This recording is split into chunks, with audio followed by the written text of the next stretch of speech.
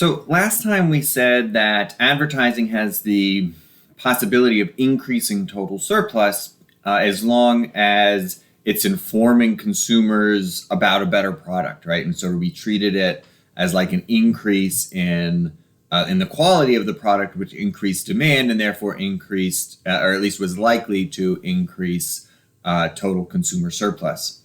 What about when advertising sort of tricks consumers? So now if you think about going back to that last picture, consumer surplus increased by the size A and F, but the new demand function is wrong in a lot of ways, right? Because now the advertising has told consumers that it's a higher quality product or a better product, but it's not really. And so in this case, we have to use our pre-advertising preferences in order to think about welfare comparisons. And so now we have to take away A and F, and the change in total surplus, those were the only positives in total surplus. And so the true social benefit is definitely negative because it's equal to minus C, right? And remember, we sort of assume there's no change in producer surplus because they're equating the change in producer surplus with the cost of advertising at the margin. And so that marginal change is zero. So if advertising is tricking consumers, then we would expect there to be a negative social benefit, right? A social cost to advertising.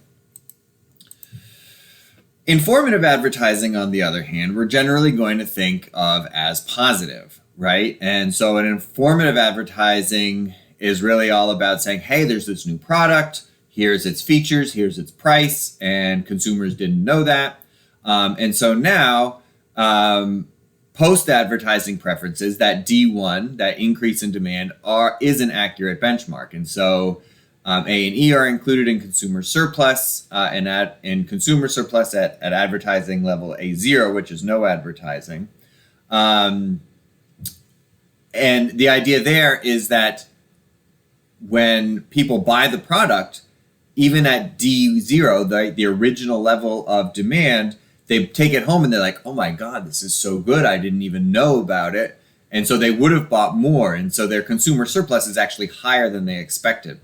And so we want, when we're thinking about the change in consumer surplus, we sort of have to take that into account. And so the social gain of consuming Q0, even without advertising, already includes A and E.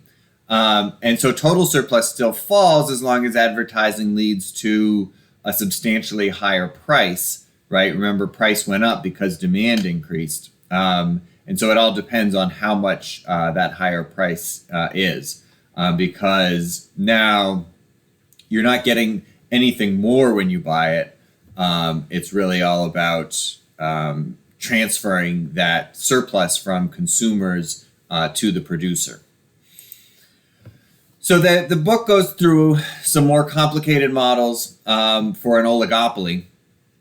So with an oligopoly with homogeneous goods, advertising can have external effects. And so a lot depends on whether the advertising leads to a higher price or a lower price. So if it leads to a lower price, we'll often see an increase in total surplus. And if it leads to a higher price, it's often going to lead to a decrease in total surplus.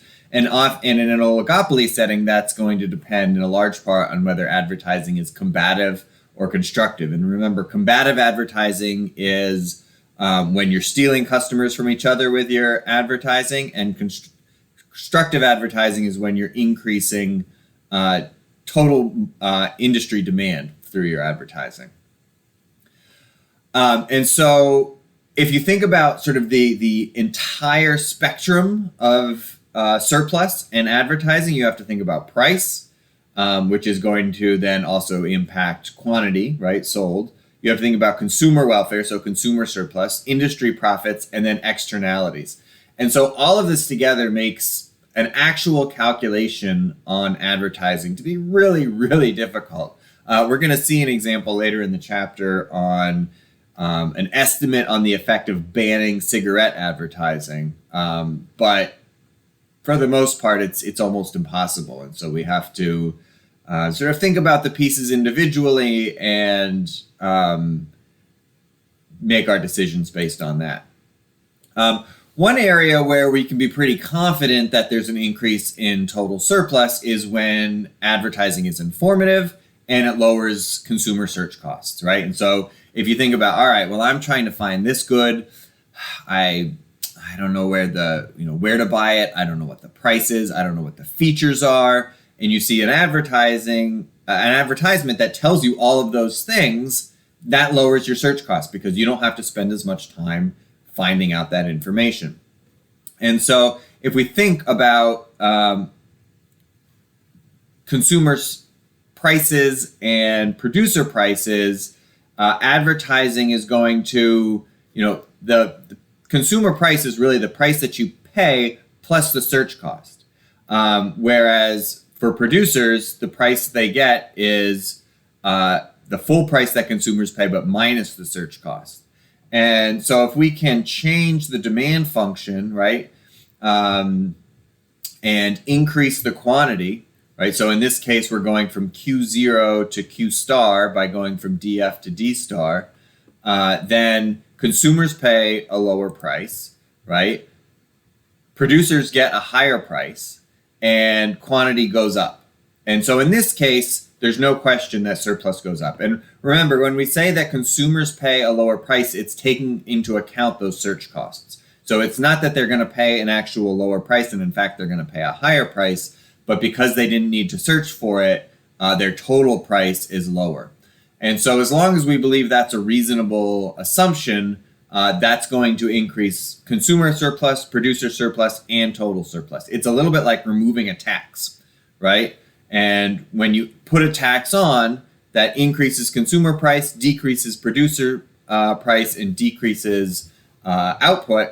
This is the exact opposite because you're removing that search cost. And so total surplus is definitely going to increase in this one case. And so I think we could probably, agree that informative advertising that is actually useful to the consumer is going to increase efficiency.